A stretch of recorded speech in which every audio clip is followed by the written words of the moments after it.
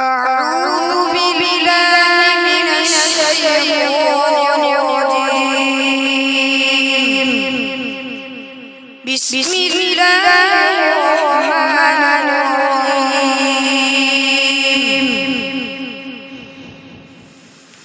إن الذين سبقت لهم منا الحسنى أولئك عنها مبعدون لا يسمعون حسيسها وهم فيما اشتهت أنفسهم خالدون لا يحزنهم الفزع الأكبر وتتلقاهم الملائكة هذا يومكم الذي كنتم توعدون يوم نطوي السماء كطي السجل للكتب كما بدأنا أول خلق نعيده وعدا علينا إنا كنا فاعلين ولقد كتبنا في الزبور من بعد الذكر أن الأرض يرثها عبادي الصالحون إن في هذا لبلاغا لقوم عابدين وما أرسلناك إلا رحمة للعالمين قل إنما يوحى إلي أنما إلهكم إله واحد فهل أنتم مسلمون فإن تولوا فقل آذنتكم على سواء وإن أدري أقريب أم بعيد ما توعدون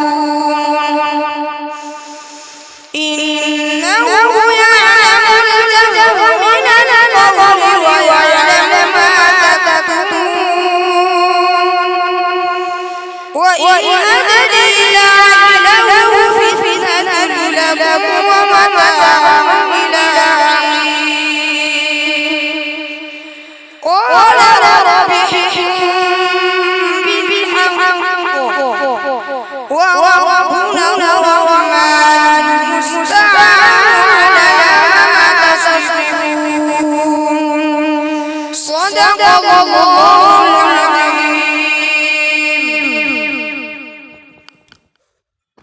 بسم الله الرحمن الرحیم نحمده ونصلی علی رسوله الکریم اما بعد. حضرات اساتذہ کرام اور مہمانان اعظام، ہم سب کے لیے آج کا دن نہایت ہی خوشی، مسرت، سعادت اور شادمانی کا ہے کہ ہم اپنی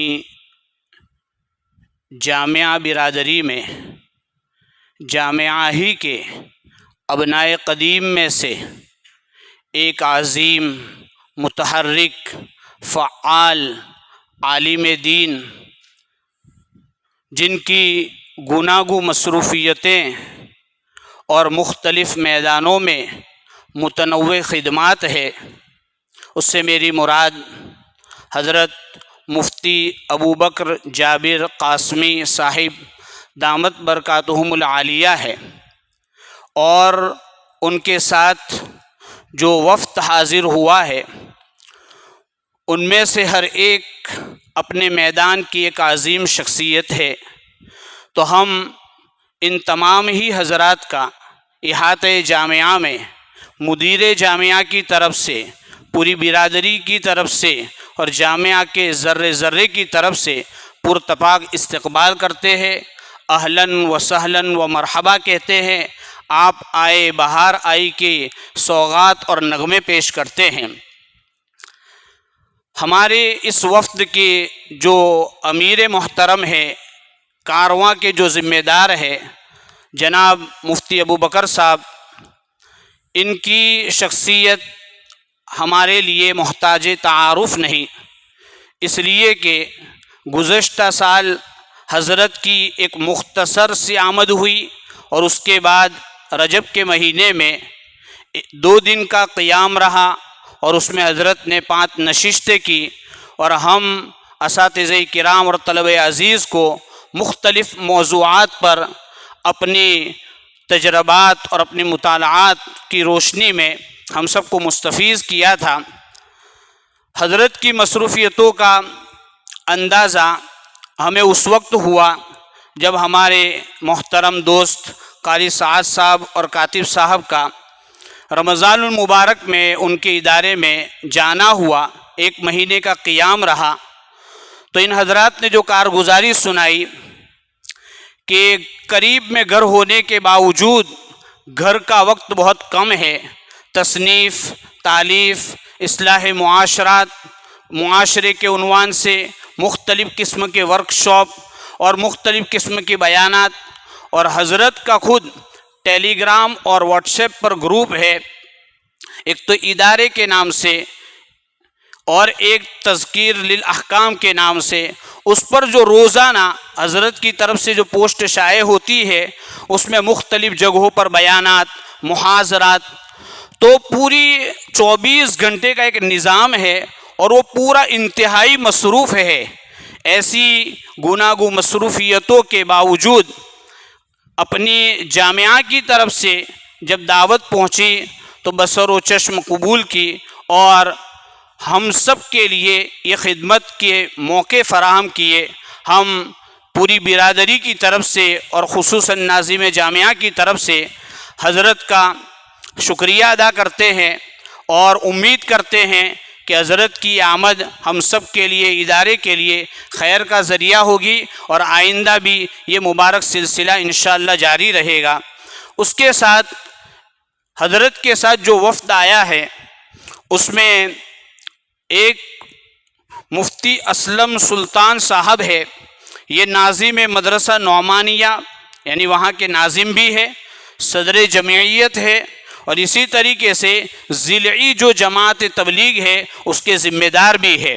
اللہ ان کی آمد کو بھی بے انتہا قبول فرماوے۔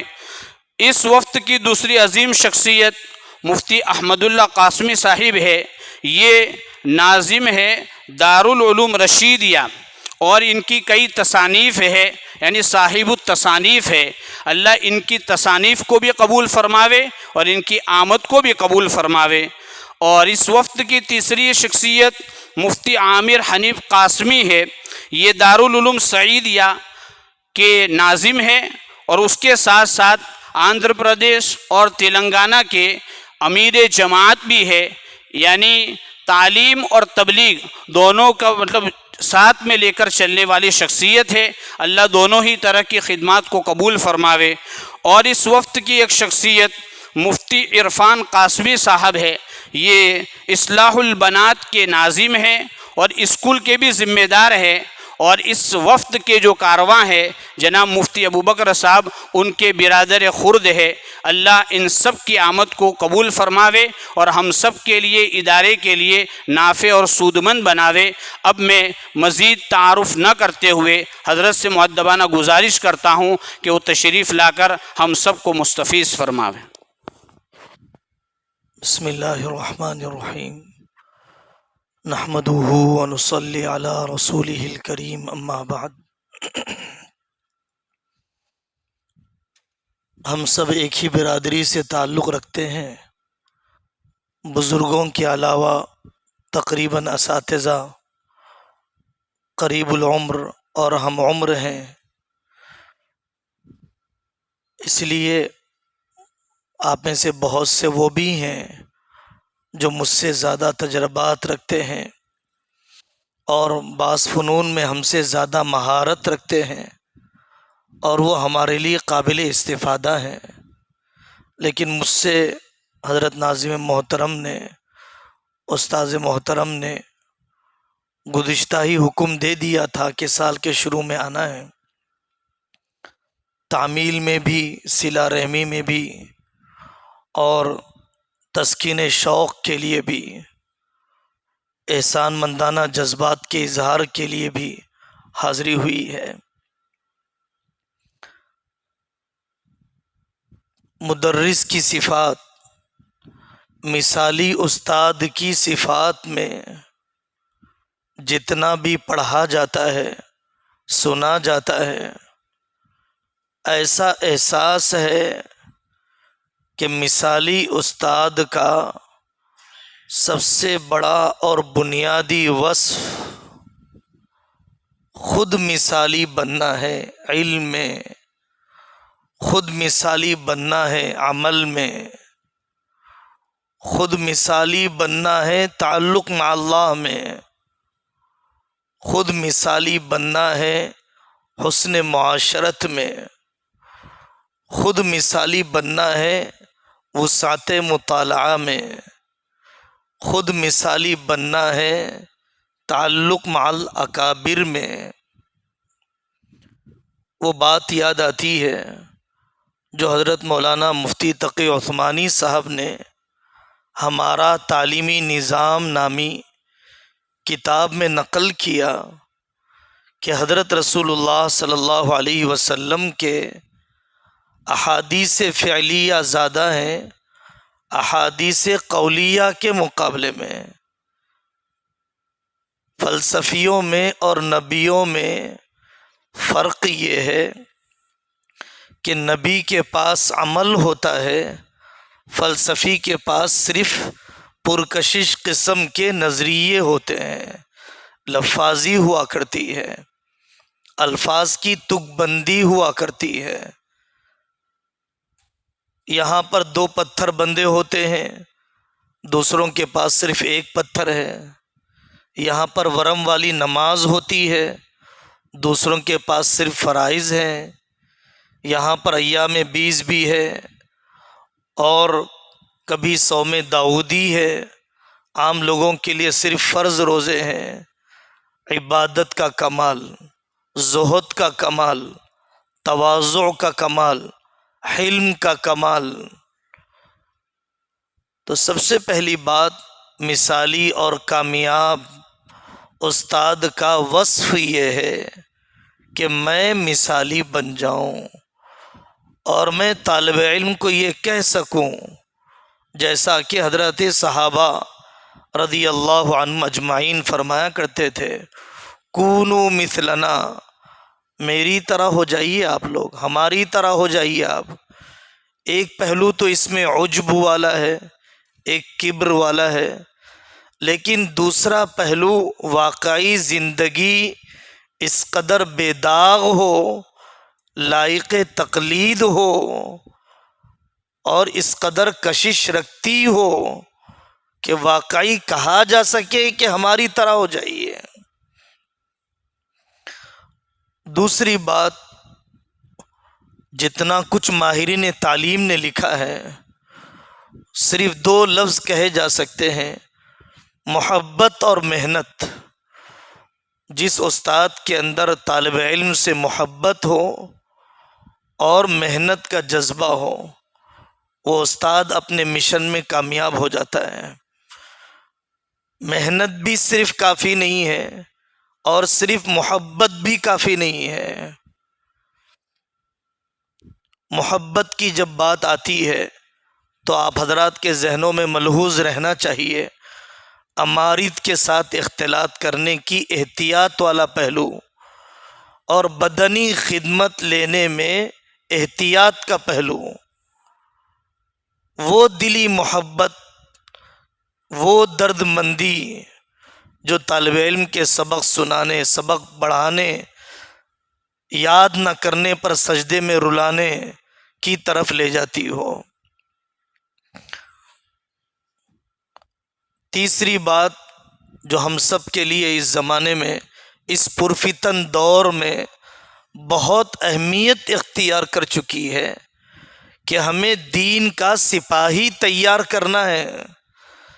جو طالب علم آج ناظرہ میں پہلے دن داخل ہوا ہے، جو طالب علم حفظ کے لیے آیا ہے، جو طالب علم عربی اول میں آیا ہے، مجھے اس کو دین کا سپاہی بنانا ہے۔ تبلیغی جماعت میں 3 دن کے لیے جاتا ہے، 40 دن کے لیے جاتا ہے، دین کا درد، کسی قدر عمل کا شوق، اپنی معلومات کے مطابق لوگوں کو دعوت دینے کا جذبہ آ جاتا ہے۔ میرے پاس اس طالب علم نے 3 سال پڑھا، اس طالب علم نے 4 سال پڑھا، 40 دن 4 مہینے نہیں، پورا سال رہا، لیکن اس کے اندر میں وہ سنتوں کی اتباع کا شوق، دین پر مر مٹنے کا شوق جیسا پیدا کرنا چاہیے ویسا پیدا کرنے کا جذبہ ہو۔ ہمارے علاقے میں حضرت شیخ الاسلام حسین احمد مدنی رحمۃ اللہ علیہ کے ایک بہت جلیل القدر خلیفہ تھے، حضرت مولانا شاہ عبد الغفور صاحب قطب دکن رحمۃ اللہ علیہ۔ تو لگا بندھا نظام ان کے پاس نہیں تھا، اتنی بڑی عمارتیں نہیں تھی، مالیات کا کوئی ٹھکانہ نہیں تھا، کھانے پینے کی کوئی فراوانی نہیں تھی۔ ان کے صرف 2 واقعات میں آپ کو سناتا ہوں۔ آج بھی وہ عالم دین ضلع بیدر کے موجود ہیں۔ انہوں نے داخلہ لیا مدرسے میں، یسرنا القرآن پڑھنا شروع کیا۔ حضرت نے ایک دن میں اتنی محنت کی کہ مغرب میں ناظرہ شروع ہو گیا، اور 2 سال میں اتنا تیار کیا کہ دارالعلوم دیوبند میں پنجم اور موقوف علیہ کی جماعت میں داخلے کے قابل بنا دیا۔ ان کے پاس رسمی نظام کی تکمیل سے زیادہ اپنے علاقے کی ضرورت کو پورا کرنے کی فکر ہوتی تھی۔ مجھے ضلع میں ایک عالم تیار کرنا ہے، مجھے اس گاؤں کے لیے حافظ تیار کرنا ہے۔ وہ میدانی لوگ ہوا کرتے تھے اور بچوں کا چندہ کر کے لایا کرتے تھے۔ 900 طلبہ، بہت سی مرتبہ یہ احساس رہتا ہے جن اساتذہ کا ان 900 طلبہ کے دیہاتوں میں جانا نہیں ہوا، ان 900 طلبہ کے تعلقے اور ضلع میں جانا نہیں ہوا، ان 900 طلبہ کے صوبے میں جانا نہیں ہوا، اور شاید عادتاً جانا بھی مشکل ہے۔ اس کے والد کی گھریلو حالت کیا ہے، معاشی حالت کیا ہے، ماں کھیت میں کام کرتی ہے، جسمانی آزار ہیں، جس درد مندی سے بھیجا ہے اس درد مندی کے ساتھ استقبال جو ہونا چاہیے اور اس اپنائیت کے ساتھ اپنی صلاحیتیں منتقل کی جانی چاہیے، اور یہ سوچا جانا چاہیے کہ مجھے تو اس طالب علم کے ذریعے سے فلانا علاقہ فتح کروانا ہے، فلانے علاقے کو دینی اعتبار سے خود کفیل کرنا ہے۔ اگر صرف نصاب و نظام کی خانہ پوری میں نے کر دی، لیکن اگر اس علاقے کی دینی ضرورت کو پورا نہ کیا اور اس علاقے کو دینی اعتبار سے خود کفیل میں نے نہیں بنایا، تو واقعی ہمارا تعلق حصول معاش کا ہوگا، خدام دین تیار کرنے کا نہیں ہوگا۔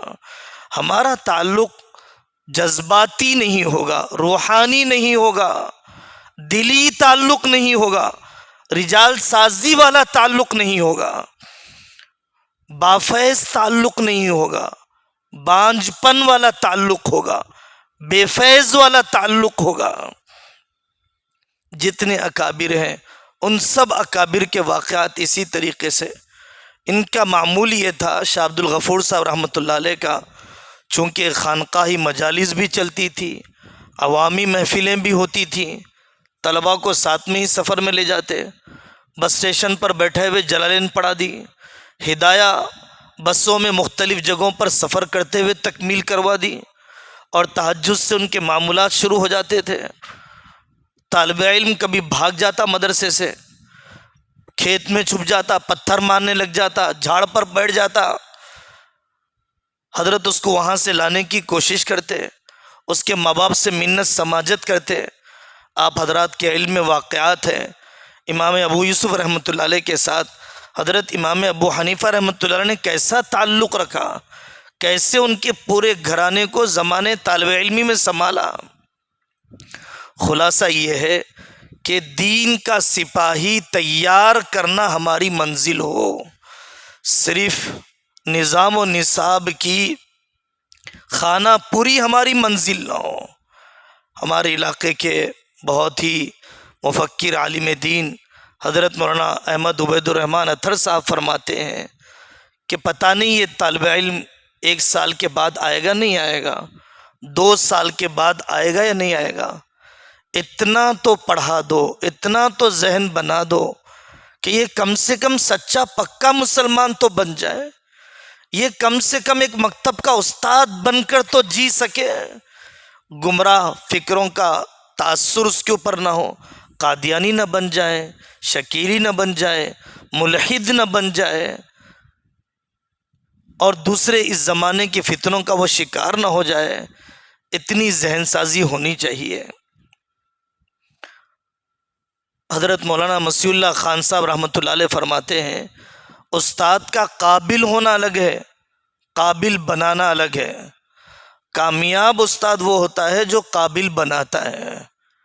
بہت سارے اساتذہ قابل ہوتے ہیں، اپنی جگہ پر فن کے ماہر ہوتے ہیں، لیکن قابل بنانے کا ہنر، صراحی کو جھکنے کا ہنر، اونڈیلنے کا ہنر، بنانے کی دردمندی جو ہونی چاہیے، اس کی کمی کی وجہ سے وہ قابل شاگرد تیار کر نہیں پاتا ہے۔ حضرت تھانوی رحمۃ اللہ علیہ فرماتے ہیں استاد کو یہ سوچنا چاہیے کہ میں عالم الکل نہیں ہوں، جتنا میں جانتا ہوں اتنا منتقل کرنے کی فکر کروں گا، جو نہیں جانتا ہوں پڑھ کر بتا دوں گا، جو نہیں جانتا ہوں بڑوں سے پوچھ کر بتا دوں گا، لیکن طالب علم کے سامنے ایسا اظہار نہیں کروں گا کہ تمہیں میرے بعد کسی کی ضرورت نہیں ہے، یا دیگر اساتذہ کے درمیان تحاسد، تباغض، تدابر کا گندا ماحول پنپنے نہ پائے۔ ہم ایک دوسرے کی تکمیل کا ذریعہ ہیں۔ میرے سے نحو پڑھ لیجئے، فلانے استاد سے بلاغت پڑھ لیجئے، فلانے سے ادب پڑھ لیجئے، فلانے سے قرات پڑھ لیجئے۔ ہم مختلف فنون میں ایک دوسرے کے مکمل ہیں، ایک دوسرے کے معاون ہیں۔ حضرت حکیم الامت رحمۃ اللہ علیہ فرماتے ہیں استاد کی تقرری کے ضابطے جہاں پر حضرت نے لکھے ہیں، میں نہیں کہتا کہ کامل استاد ہونا چاہیے، لیکن اتنا ضرور کہتا ہوں کہ طالبانہ مزاج تو ہونا چاہیے۔ کامل کہاں سے لائیں گے؟ اور جو کامل ہوگا وہ اپنے آپ کو کامل کب سمجھے گا؟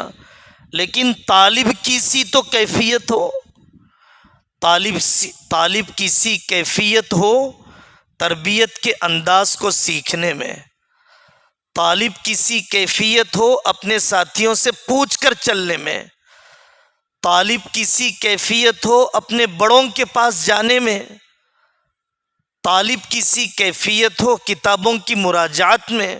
بیٹا میں یہ نہیں جانتا ہوں، کتاب دیکھ کر بتا دوں گا۔ طالب کی سی کیفیت ہو۔ میں نہیں کہتا کہ استاد کامل ہو، لیکن یہ ضرور کہتا ہوں، حضرت کے تقریباً الفاظ ہیں کہ طالب کی سی کیفیت ہو۔ الناس معادن کمعادن الذهب والفضہ۔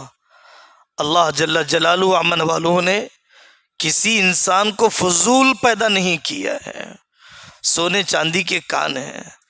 پہلے دن یہ طے کر لینا کہ یہ طالب علم کچھ نہیں کر سکتا ہے، پہلے دن یہ طے کر لینا کہ یہ طالب علم کسی مصرف کا نہیں ہے، اللہ کے نظام تخلیق پر انگلی اٹھانا ہے۔ کمی میری ہے، میں نفسیات نہیں سمجھ پا رہا ہوں، کمی میری ہے کہ میں دعا نہیں کر پا رہا ہوں، کمی میری ہے کہ میں نے تنہائی میں دلجوئی نہیں کی ہے، کمی میری ہے کہ میں نے اس کے درد کو نہیں سنا ہے۔ یہ رخ ہونا چاہیے۔ الناس معادن کمعادن الذهب والفضة کلکم راع وکلکم مسئول عن رعیتہ۔ اس حدیث کے فوائد میں ایک مفکر نے عجیب بات فرمائی، یہ کنسٹرکشن کا کام نہیں ہے کہ ہم تعمیر کر رہے ہیں، بلکہ یہ چرانے کا کام ہے کہ بکری کے اندر استعداد طے ہے، قوت طے ہے، اب اس بکری کو اس کی استعداد کے مطابق لے کر چل رہا ہے۔ ایک بکری کے اندر 8 کلو گوشت ہوتا ہے، ایک بکری کے اندر 10 کلو ہوتا ہے، ہر ایک کی ایک منفعت ہوتی ہے، کوئی دودھ زیادہ دیتی ہے، کسی کا گوشت لذیذ ہوتا ہے، اس کے اندر جو صلاحیت پہلے سے ودیعت کی ہوئی ہے، اس صلاحیت کا صحیح مصرف، اس صلاحیت کا میدان طے کرنا، یہ اصل کامیاب استاد کا کام ہے۔ شیخ صالح المنجد دامت برکاتہم عالم عرب کے بڑے مصنف ہیں، انہوں نے بہت ہی مبسوط کتاب لکھی ہے کہ حضرت رسول اللہ صلی اللہ علیہ وسلم نے حضرت خالد بن ولید کو میدان جنگ کے لیے کیوں منتخب کیا، ابو ہریرہ کو حفظ حدیث کے لیے کیوں منتخب کیا، حضرت علی کو قوت فیصلے کے لیے کیوں منتخب کیا۔ جس صحابی کی جو استعداد تھی، کامیاب قائد پوری امانت داری کے ساتھ انی لکم ناصح امین، امانت داری کے ساتھ ناصحانہ جذبے سے ان کو اس مصرف میں لگاتا ہے۔ اللہ سے یہی دعا کرنا ہوتا ہے کہ اے اللہ مجھے الہام کر دیجئے کہ واقعی یہ طالب علم کس میدان میں چلے جانے کے قابل ہے۔ تڑپنا یہی ہوتا ہے، سر مارنا یہی ہوتا ہے اللہ کے سامنے۔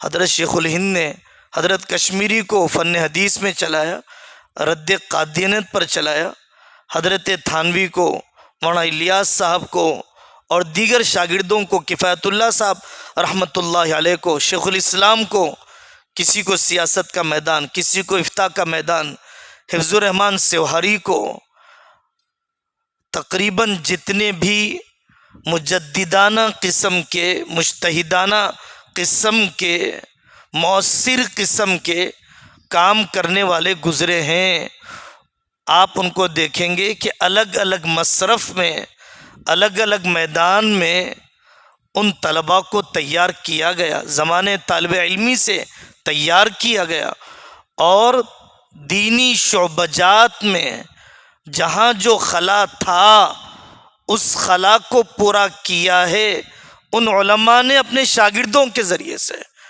ابو المحاسن سجاد صاحب رحمۃ اللہ علیہ شیخ الہند کے شاگرد ہیں، ان کے ذریعے سے 3 صوبوں میں دارالقضاء کا نظام، 3 صوبوں میں ایسا قضاء کا اعتماد کہ بہت سے مسلم ملکوں میں نہیں پایا جاتا ہے۔ تو یہ پہلو کہ ہم طالب علم کے سلسلے میں ہرگز یہ طے نہ کریں یہ کسی مصرف کا نہیں ہے، بلکہ دعا اور فکر مندی کے ساتھ طے کرنا ہے کہ یہ طالب علم کس میدان میں چلنے کے قابل ہے۔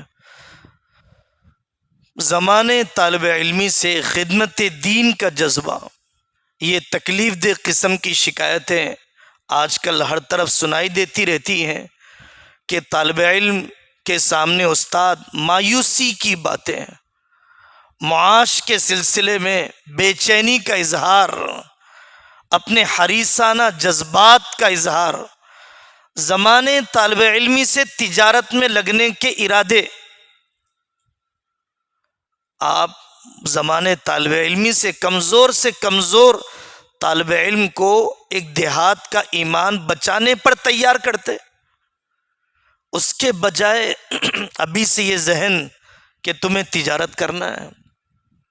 ایک طالب علم کو دور حدیث میں استاد نے پوری ذہن سازی کی، فراغت کے بعد تجارت کرنا، کسی کمیٹی کا غلام مت بننا، کسی ناظم کے ماتحت مت رہنا، خوددار بن کے رہنا، استغنا کے ساتھ رہنا، وہ طالب علم نے سالانہ امتحان میں کوئی دلچسپی نہیں لی، مجھے تجارت ہی تو کرنا ہے۔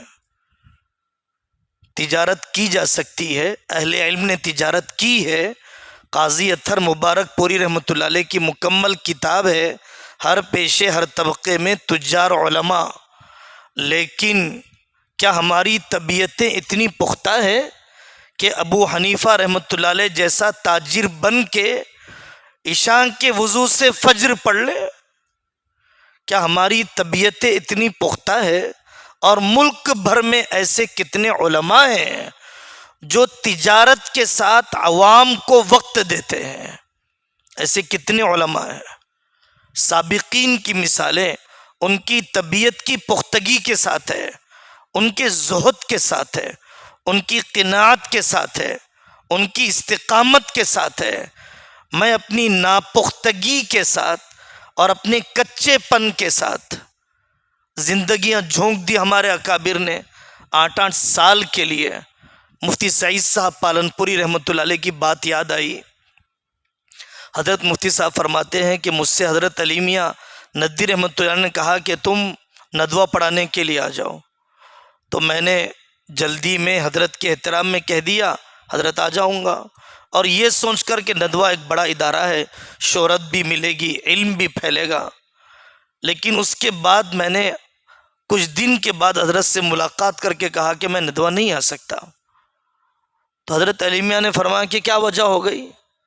تو مفتی سعید صاحب پالنپوری رحمۃ اللہ علیہ نے فرمایا مجھے اداروں کے درمیان کوئی تنقیص تفضیل نہیں کرنا ہے، لیکن دینی خدمات کے میدان میں لگانے کا رجحان۔ حضرت مفتی صاحب نے فرمایا کہ میں اگر ندوہ جاؤں گا تو اکثر فضلاء ایمبیسیوں میں جائیں گے، عربی کے ٹرانسلیٹر بنیں گے، IT کمپنیوں میں جائیں گے، PhD کریں گے، ان میں سے کچھ دین کی خدمت بھی کریں گے۔ لیکن دیوبند جاؤں گا، اکثر و بیشتر مکتب پڑھائیں گے، مدرسوں میں لگیں گے، تو میرے علم کی اشاعت، میرا آخرت کا بننا ان کے ذریعے سے زیادہ ہوگا بالمقابل ان کے۔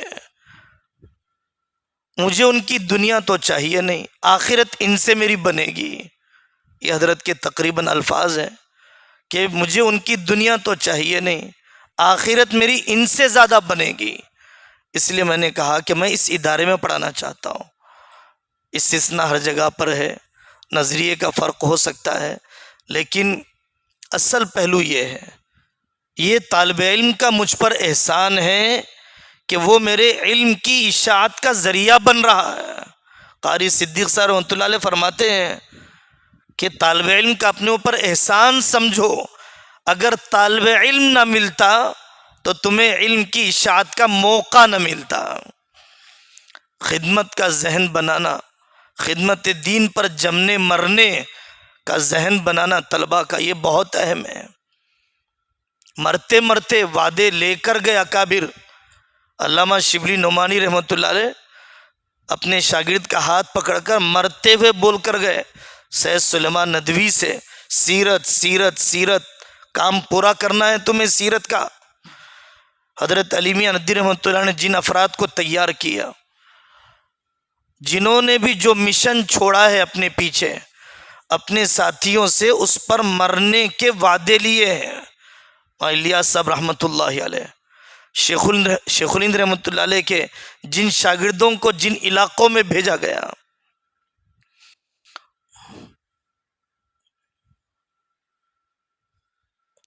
درسی سرگرمیوں میں اور غیر درسی سرگرمیوں میں توازن، خارجی چیزوں کا تذکرہ اتنا بھی نہ ہو کہ نصابی سرگرمیوں سے دل اچاٹ ہو جائے، اور نصابی سرگرمیوں کا زور اتنا نہ ہو کہ غیر نصابی سرگرمیوں کی طرف توجہ ہی نہ ہو۔ ان دونوں کے درمیان توازن قائم کرنے کی ضرورت ہے۔ زمانے کے بدلنے کی رفتار پچھلے زمانوں کے مقابلے میں بہت زیادہ ہے۔ کورونا سے پہلے کا زمانہ الگ ہے، کورونا کے بعد کا زمانہ الگ ہے۔ 5 سال پہلے کا زمانہ الگ ہے، 5 سال بعد کا زمانہ الگ ہے۔ اگر ہم نے فکری جنگ کو نہیں پڑھا، اگر ہم نے ملک کے تاریخ اور جغرافیے کو نہیں پڑھا، طلباء میں خود اعتمادی کا ماحول نہیں پیدا کیا، تو آنے والی نسل مایوسی میں اور شکست خوردگی کے جذبات میں ادمری بن کر جیتی رہے گی، نیم مردہ بن کر جیتی رہے گی۔ طلباء میں خود اعتمادی کا پیدا کرنا، ایمان کے فائدے بیان کیے جائیں، آخرت کے تذکرے کیے جائیں۔ سیاسی عروج و زوال سب کچھ نہیں ہے، حکومت کا چھیننا اور ملنا ایک عام چیز ہے۔ اسلام قیامت تک کے لیے ہے، اعتماد والا تعلق۔ حضرت تھانوی رحمۃ اللہ علیہ ایک جگہ پر فرماتے ہیں کہ تصدی اسالیب تربیت میں بہت نقصان دہ ہے۔ تصدی یعنی پیچھے پڑ جانا، پڑھ کر ہی بتا، ورنہ میں کیا کروں گا تیرے ساتھ، تجھے بدلنا ہی ہے ورنہ میں تیرے ساتھ ایسا کروں گا۔ تصدی کی کیفیت، لست علیہم بمسیطر، تصدی کی کیفیت نہ ہو، ضد کی کیفیت نہ ہو۔ کوئی اور اسلوب تربیت سوچا جائے، کچھ اور پہلو بدلا جائے، اتنی اپنائیت تو کم سے کم ہو کعب بن مالک کی طرح۔ اللہ اکبر، کیسی سیرت کی مثال ہے کہ حضرت آقا صلی اللہ علیہ وسلم کا 50 دن نظر انداز کر دینا رہا نہیں گیا، بحکم الہی 50 دن نظر انداز کرنا حضرت کعب بن مالک سے رہا نہیں گیا۔ اور ہمارے شاگردوں میں کعب بن مالک کی طرح وہ تسلب نہیں ہے کہ روم کے بادشاہ نے خط لکھا، ہمیں پتہ چلا ہے کہ تیرے ساتھی نے تیری ناقدری کی ہے، ان صاحبک قد جفاک فالحق بنا، آ جاؤ ہم قدر کریں گے تمہاری۔ تو کتنی جلدی ہم اس زمانے کی ضعیف طبیعتیں بھاگ جاتی ہیں۔ یہ کعب بن مالک کی تربیت کا اثر تھا۔ کیا میں اتنا کمزور ہو چکا ہوں کہ دشمن میرے بارے میں طمع کرنے لگ گیا ہے؟ حضرت کعب بن مالک رضی اللہ عنہ کا واقعہ حضرت علی میاں ندوی رحمۃ اللہ علیہ نے مختارات میں ایک بلاغت کی، تربیت کی بہت سارے پہلو اس کے اندر رکھے گئے ہیں، اس نظر سے اس کو پڑھا جانا چاہیے، صرف حل لغات کے اعتبار سے نہیں، فقہ المناسبات کا اہتمام۔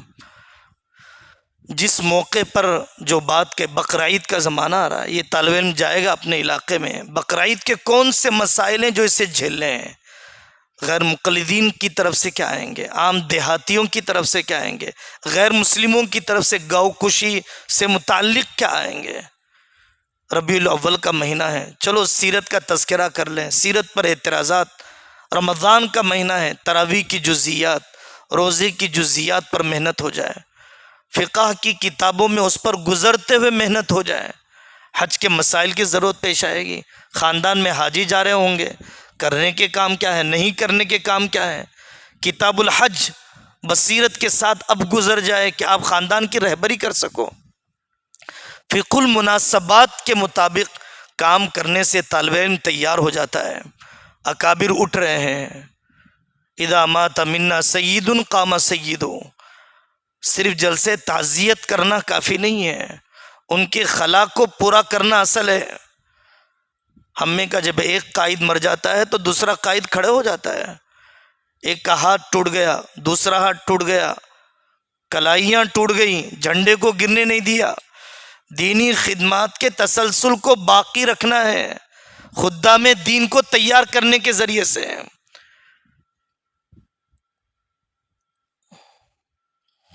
اصل میدان تو کمزور طلباء ہیں۔ عام طور پر ذہین طلباء کو مخاطب بنا کر استاد مطمئن ہو جاتا ہے کہ سبق میں نے پڑھا دیا، بوجھ تو پڑتا ہے کمزور طلباء کو پڑھاتے وقت۔ ذہین طلباء تو اپنی ذہانت سے پڑھ لیں گے۔ میرے اور آپ کی محنت کا امتحان، میرے اور آپ کے انداز تربیت کے کامیاب ہونے کا معیار وہ تو کمزور طلباء ہیں، کہ میں کمزور طالب علم کو چلا کر بتاؤں، تیار کر کے بتاؤں۔ طبیعت میں چڑچڑاپن اور طبیعت میں اچاٹ پن، طبیعت میں سختی اس لیے بھی آ جاتی ہے کہ مجھے تجھے حافظ بنا کر رہنا ہے، عالم بنا کر رہنا ہے۔ حضرت حکیم الامت فرماتے ہیں ایک جگہ پر، ہم حافظ بنانے کی اجرت نہیں لیتے، حافظ بنانے کی کوشش کی اجرت لیتے ہیں۔ ہمارا جو عقد اجارہ ہے کوشش کا ہے، بنانے کا نہیں ہے۔ بنانے کا کام تو اللہ کا ہے، بنانے کا کام تو مقدر کا ہے۔ کوشش کے سلسلے میں ہمارا آپ سے عقد اجارہ ہے، اس میں ہم سے کوئی کوتاہی نہیں ہوگی۔ بیماری کا زمانہ طالب علم کا دل جیتنے کا ہوتا ہے، طالب علم کی غیر موجودگی محسوس ہو رہی ہو، طالب علم کی عیادت کی جا رہی ہو، جو مناسب انداز میں دلجوئی ہو سکتی ہے، مناسب انداز میں دلجوئی کی جا رہی ہو، اپنے بس کی دلجوئی، طالب علم کو بیماری کے زمانے میں چھوڑ دینا بہت زیادہ طالب علم کے بددل ہو جانے یا بہت اچھے موقع کو کھو دینے کا ذریعہ بنتا ہے۔ طلباء کی عیادت، مجھے اپنے مطالعے کی سطح کو بڑھانا ہے، خیانت سمجھے مطالعے کے بغیر درسگاہ میں داخل ہونے کو۔ طالب علم کی نظر سب سے پہلے اپنے استاد پر ہی ہوتی ہے، میرے اپنے مطالعے کی سطح کیا ہے، میری اپنی اشراق ہوتی ہے نہیں ہوتی ہے، میری اپنی اوابین ہوتی ہے نہیں ہوتی ہے، میرے کچھ خلوتیں اللہ کے ساتھ گزرتی ہیں نہیں گزرتی ہیں، اوقات تعلیم میں میرے فون استعمال کرنے کا کیا طریقہ ہوتا ہے۔ دور زوال ہے اور ہمارے ملک کی جو نوعیت ہے، ان مضامین کے سنائے جانے کی ضرورت زیادہ ہے جو اسلام کے احسانات اس ملک پر ہیں، جو اسلام کے احسانات انسانیت پر ہیں۔ حضرت علی میاں کی کتاب ہے اسلام کے تمدنی احسانات انسانیت پر، حضرت نے بہت مفصل اس ملک کی تاریخ کی روشنی میں لکھا کہ اس ملک کا حال اسلام کے آنے سے پہلے کیا تھا، اسلام کے آنے کے بعد کیا ہوا، کافروں میں بھی کیا تبدیلی آئی۔ ماذا خصل عالم کے مقدمے میں اسلام کے وجود سے پہلے دنیا کی کیا حالت تھی، اسلام کے وجود کے بعد دنیا کی کیا حالت ہوئی، ایران کی کیا حالت ہوئی، روم کی کیا حالت ہوئی۔ شکست خوردگی کے جذبات سے نکالنے کے لیے جرأت مندانہ ذہن، بااعتماد ذہن بنانے کے لیے اسلام کے احسانات انسانیت پر دفاعی پوزیشن کے بجائے اقدامی انداز، طالب علم کے دل کے اندر جو تشکیک زدہ ذہنیت کے اثرات اور جراثیم ہے اس کو ختم کیا جائے۔ طالب علم کا چلے جانا، طالب علم کا موجود نہ رہنا، کمی محسوس ہوتی ہو۔ آج بھی بہت سے اساتذہ ہیں، آپ حضرات میں بھی ایسے ضرور ہوں گے جنہوں نے طے کر رکھا ہے کہ اے اللہ آپ مجھے ایک طالب علم دیجئے، میں ایک روزہ رکھوں گا، کیونکہ پسماندہ علاقہ ہے، طلبہ آتے ہی نہیں ہیں۔ ایسے اساتذہ آج بھی ہیں کہ جنہوں نے طے کر رکھا ہے جب تک پورے طلبہ میرے سبق نہیں سنائیں گے اس وقت تک میں رات کا کھانا نہیں کھاؤں گا۔ تو طالب علم کے شوق میں نہیں سبق یاد کرتا، استاد کی محبت میں سبق یاد کرتا ہے۔ میرے استاد بھوکے سو جائیں گے اگر میں سبق نہیں سناؤں گا۔ اس قسم کی دردمندی سبق کے ناغے پر، طالب علم کی علمی ترقی کے نہ ہونے پر احساس کا ہونا بہت زیادہ روحانی تعلق میں اضافے کا ذریعہ ہوتا ہے۔ اللہ تعالیٰ مجھے بھی عمل کرنے کی توفیق عطا فرمائے، آپ حضرات کو بھی توفیق عطا فرمائے۔ وآخر دعوانا ان الحمد للہ رب العالمین۔